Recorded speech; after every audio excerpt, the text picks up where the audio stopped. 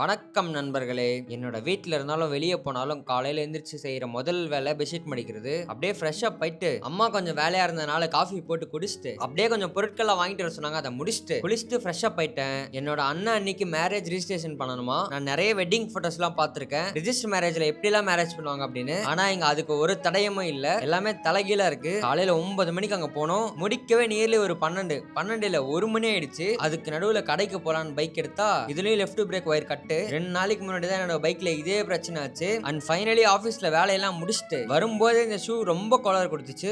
ஒட்டலான்னு ஃபெவிக்விக் வாங்கிட்டு வந்து பார்த்தேன், வேலைக்காகல. வீடியோ எடிட் பண்ணிட்டே இருக்கும்போது திடீர்னு எல்லாரும் ஊருக்கு கிளம்பிட்டாங்க. வேக வேகமா பொருட்கள்லாம் தூக்கிட்டு அப்பா அம்மாவை எல்லாரையும் வழி அனுப்பிட்டு நானும் சென்னைக்கு கிளம்பிட்டேன். இந்த பேக் கட்டுறது மட்டும் தான் நண்பர்களே டாஸ்க். அது கட்டும் போது எனக்கு இருக்க ஒரே பயம் லேப்டாப் ஏதாச்சும் ஆயிருமோன்னு. அதனாலவே பொறுமையா கட்டுவேன். எனக்கு தேவையான சேஃப்டி கியர்ஸ் எல்லாம் போட்டுட்டு கிளம்பி விட்டேன். ஒரே ஒரு பிரேக் தான் கைஸ். ஈவினிங்குள்ள சென்னைக்கு என்ட்ரி கொடுத்தே ஆகணும். ஏன்னா அதுக்கு மேல பயங்கரமா டிராபிக் இருக்கும். பத்திரமா சென்னைக்கு வந்துட்டேன் நண்பர்களே. நாளையில இருந்து பார்க்கலாம் திருப்பி பழைய ரொட்டீன் வர முடியுதா அப்படின்னு.